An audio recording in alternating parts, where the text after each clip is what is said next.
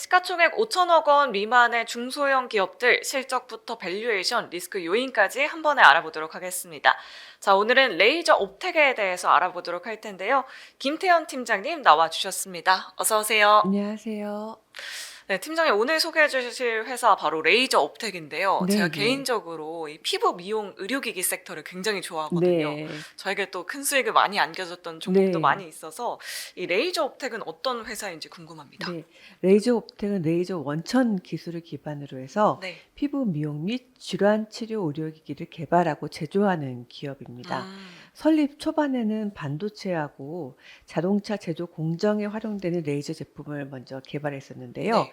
2005년도에 미용기기 시장에 진입을 했고 어, 2016년에 질환 치료기기 시장에 진입했습니다. 동사의 경쟁력은 기술 경쟁력이 있습니다. 동사는 레이저 기기 개발에 필요한 5가지 핵심 기술인 공진기, 네. 초단파 펄스폭, 파워 서플라이 설계하고 파장 변형, 그다음에 에너지 증폭 기술을 내재화하고 있다는 점이 장점으로 꼽을 수 있는데요. 동사의 사업 부분은 크게 3가지로 나뉩니다. 네.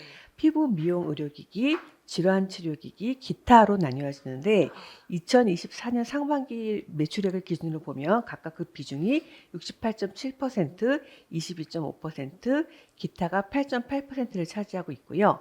지역별 매출액을 보면 해외 비중이 높습니다. 어, 국내 매출은 거의 17.1%밖에 안 돼서 해외 매출이 거의 한 82, 3% 정도 되고 있고요. 지역별로는 아시아하고 북미가 높은 상황입니다. 네, 알겠습니다. 해외 매출 굉장히 높은 기업인데요. 네. 투자 포인트 살펴보도록 할게요. 어떤 점들 좀 주목하면 좋을까요? 예, 투자 포인트는 2가지가 있는데요. 네. 첫 번째는 지속적인 매출 증가가 기대된다라는 음, 점이고요. 두 번째는 신제품을 개발을 하면서 장기적인 성장 모멘텀도 있다라는 점입니다. 네. 동사의 첫 번째 투자 포인트는 지속적인 매출 증가 기대인데요.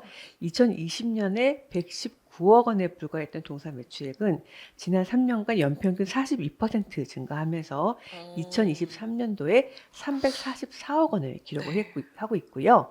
저희는 올해 동사가 매출액이 17% 성장을 해서 음, 400억 원을 넘어설 것으로 예상을 하고 있습니다. 네. 올해 매출 성장의 주 요인은 북미 시장으로의 적극적인 진출하고 기존 주력 제품의 업그레이드 버전 출시 때문인데요. 레이저 옵텍은 지속적인 성장을 위해서 앞서 말씀드린 것과 같이 해외 진출을 적극적으로 모색을 해왔는데 네. 주요 국가에서 글로벌 네트워크를 확보하는 한편 그 인허가하고 특허 확보를 위해서 노력을 했습니다. 네. 그래서 2020년도에는 국내 레이저 기업 최초로 메디컬 디바이스 싱글 오디 프로그램 인증을 획득을 하였고요. 최초네요. 네. 네네. 이와 같은 기록을 토대로 해서 수출액이 굉장히 빠르게 성장을 했는데 이 지난 3년간 2020년부터 2023년까지죠. 네. 동사의 수출액은 57억 원에서 234억 원으로 연평균 60% 정도 성장을 했고요. 네. 전체 매출액에서 수출이 차지하는 비중도 47.9%에서 2023년도 말에 68%까지 상승을 했고 올해 상반기에는 83%까지 상승을 했습니다. 네.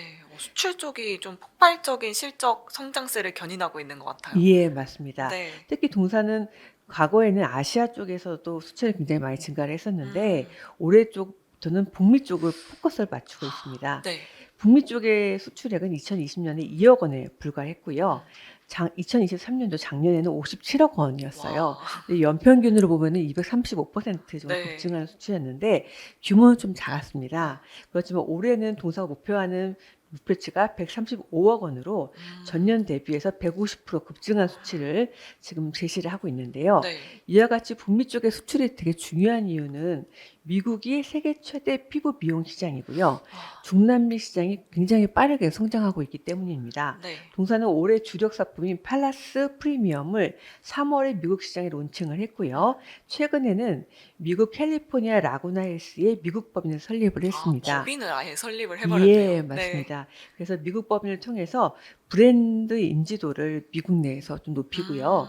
빠른 고객 응대하고 AS로 미국 내 의사 네트워크를 확보하고 그다음에 그다음에 중남미 지역 공략도 위한 교두보로도 활용할 계획입니다. 네. 동사는 또한 이 매출 성장을 기대한 두 번째 요인이 업그레이드 버전 제품 출시인데요.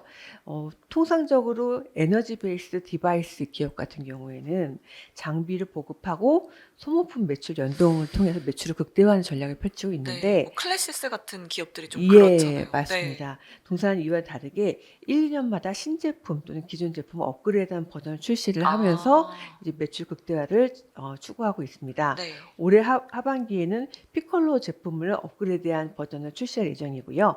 내년도에도 2개 정도의 제품을 더 출시할 계획이기 때문에 이와 같은 지속적인 제품 업그레이드는 동사 매출 성장에 기여할 전망입니다. 네. 두 번째 투자 포인트는 신제품 개발을 통한 장기 성장 모멘텀인데요. 지금 신규 사업으로 3가지를 진행을 하고 있습니다. 네. 첫 번째가 라만 레이저 개발을 통한 혈관 레이저 시장 진출을 하고 있고요. 레이저와 하이프 기술이 결합된 피부 미용기기 개발을 통해서 리프팅 시장 진출을 도모하고 있습니다.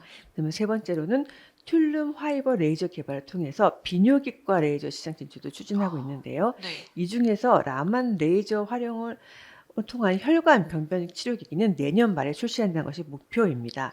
이와 같이 신제품을 개발을 하면서 동사는 중장기적으로 매출의 꾸준한 성장을 도모하고 있습니다. 네, 알겠습니다. 미용 의료기기뿐만 아니라 의료기기 개발에 계속해서 좀 신제품 효과를 노리고 있는 것 같아요. 네, 네, 맞습니다. 지금 2023년, 2024년에 폭발적인 실적 성장세 기록했는데 네. 2024년 실적 전망은 어떻게 보실까요? 네, 2023년도에는 동사 매출액은 402억 원 정도 예상을 하고 있는데 네. 전년 대비해서 한 17% 증가하는 거고요. 영업이익은 소폭 감소할 것으로 예상을 하고 있습니다. 네.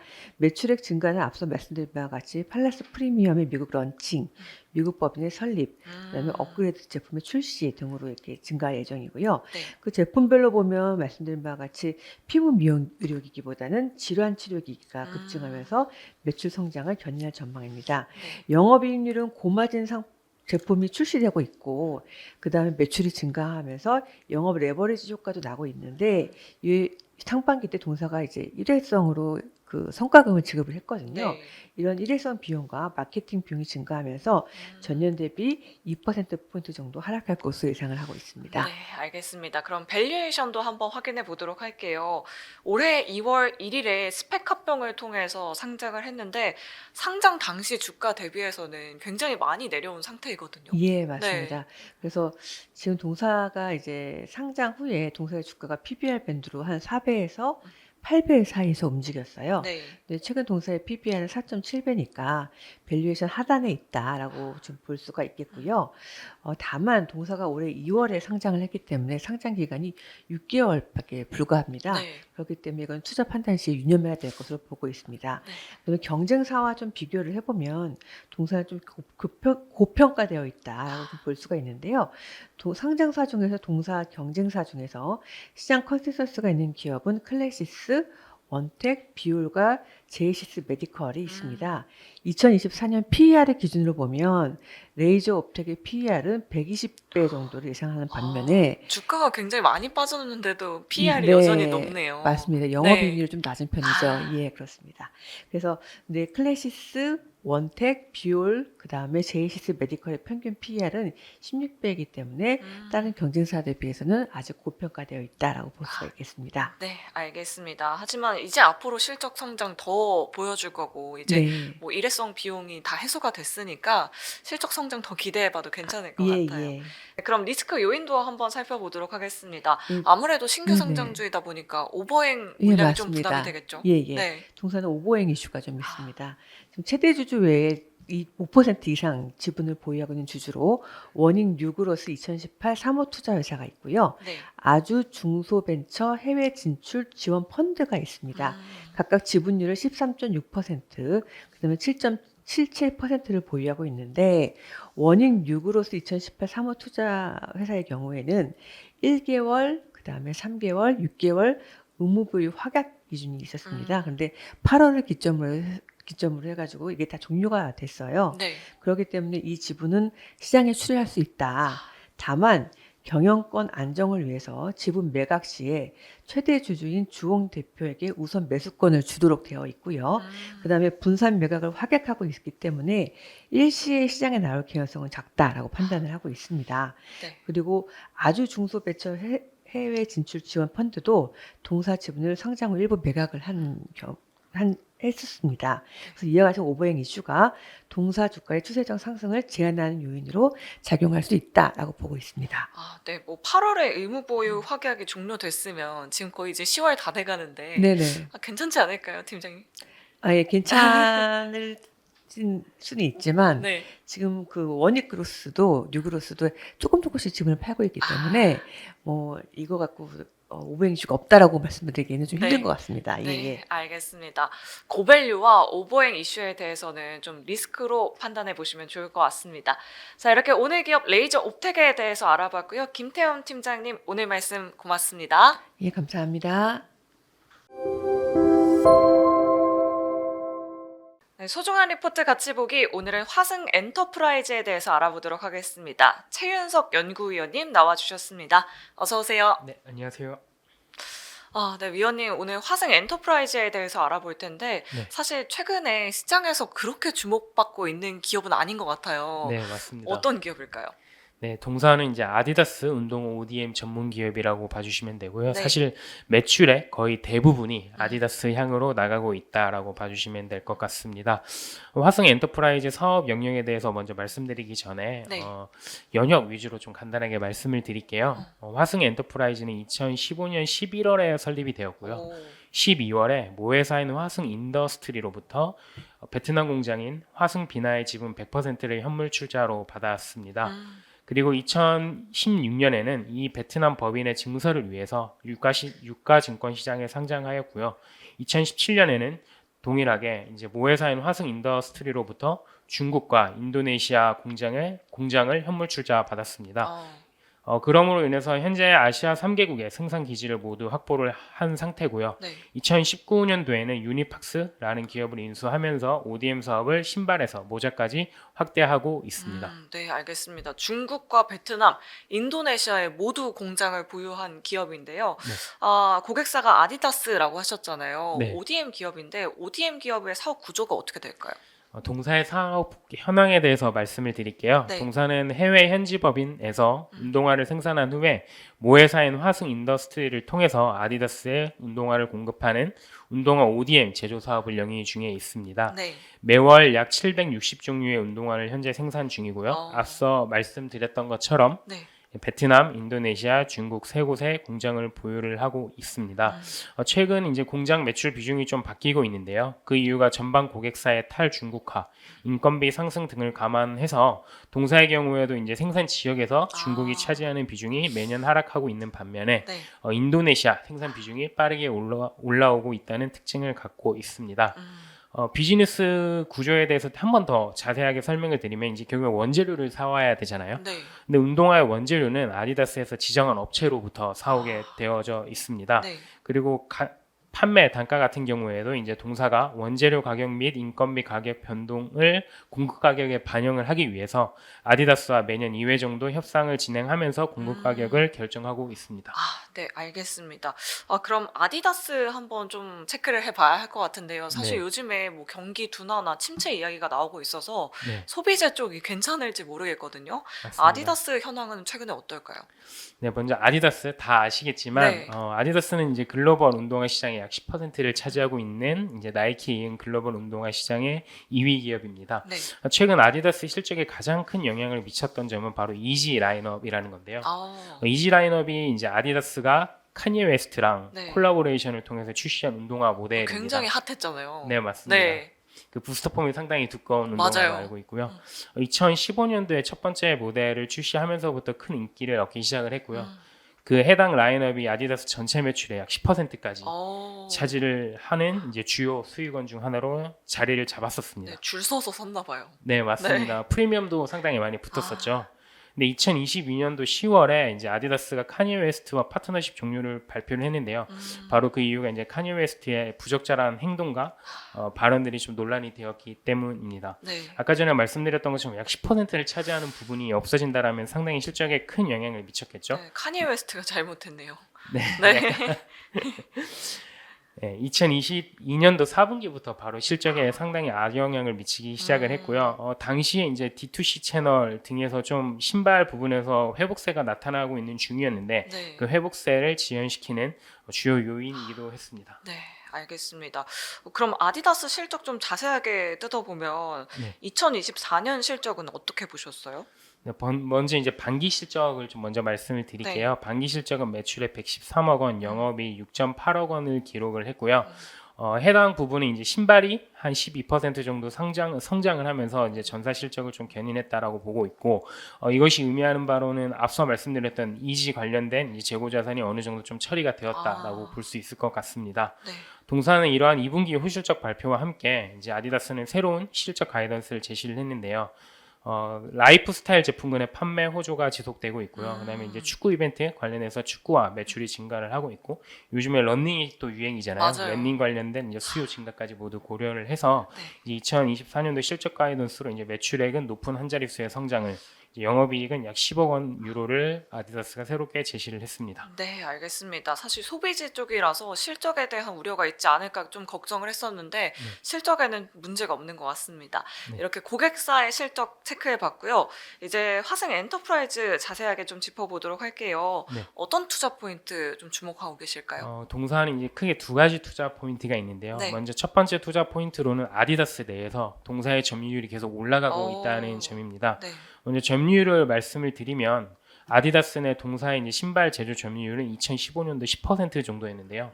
2024년도 2분기 기준으로 21%까지 올라왔고, 현재 아디다스 신발 제조 기업 중에는 이제 지금 두 번째로 높은 점유율을 자랑하고 있습니다. 네.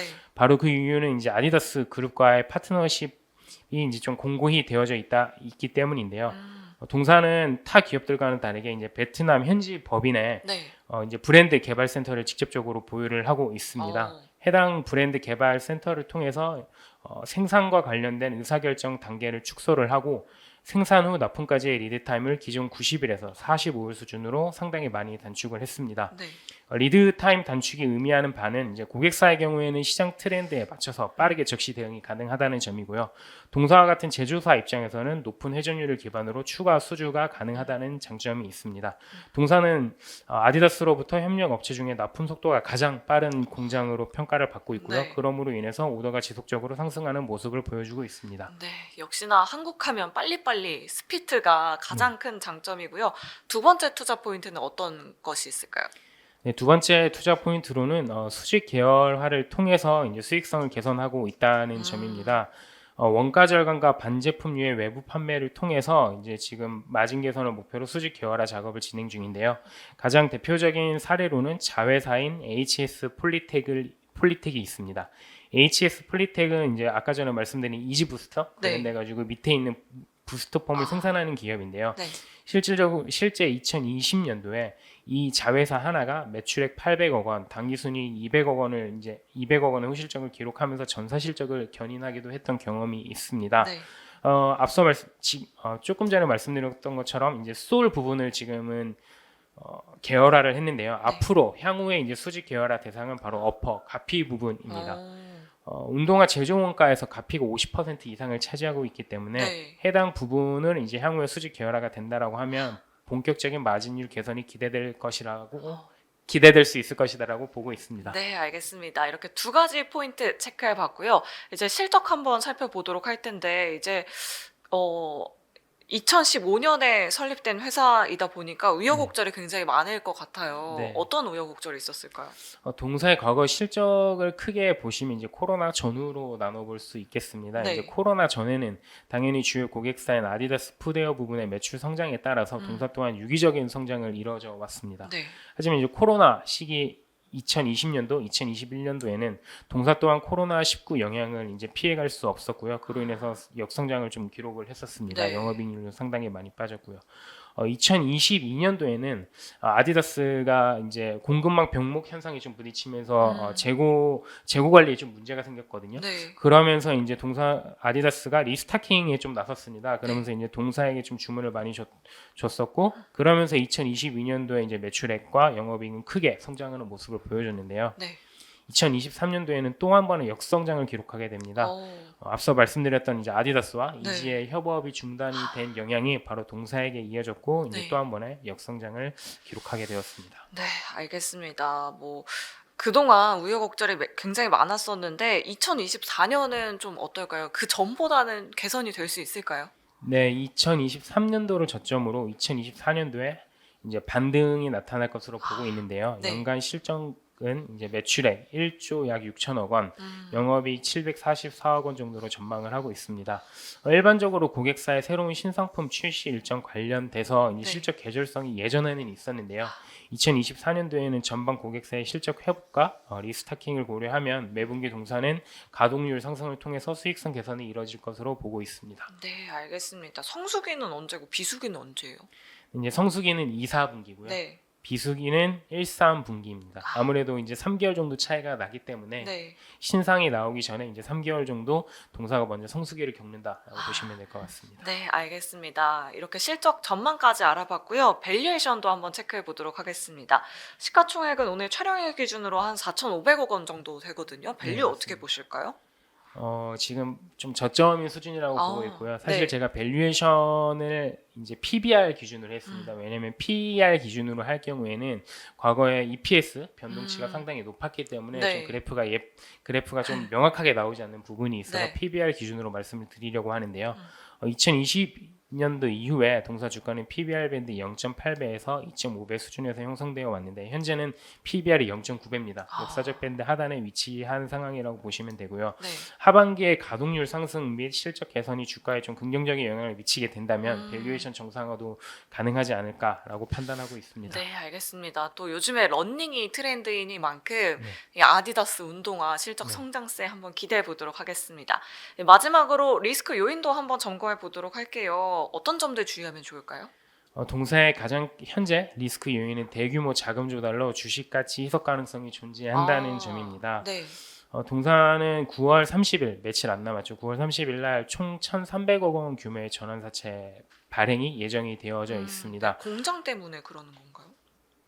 네. 공장 아니요. 기존의 동사가 상호 전환사채를 아, 많이 갖고 있었는데요. 네. 이것과 관련돼서 이제 리파이낸싱이 이루어지는 것이라고 보시면 됩니다. 네. 그런데 아무래도 이제 규모 자체가 현재 시가총액의 약 22%나 되기 때문에 네. 좀 주식 가치가 희석될 가능성도 있다라고도 볼 수 있지만 실질적으로 전환 시기가 약 1년 뒤에 있는 만큼 단기적인 관점에서 바로 직접적인 영향은 좀 제한적일 것이다라고 보고 있습니다. 네, 알겠습니다. PBR 기준으로는 그래도 굉장히 저평가되어 있다라고 이렇게 소개해 주셨습니다.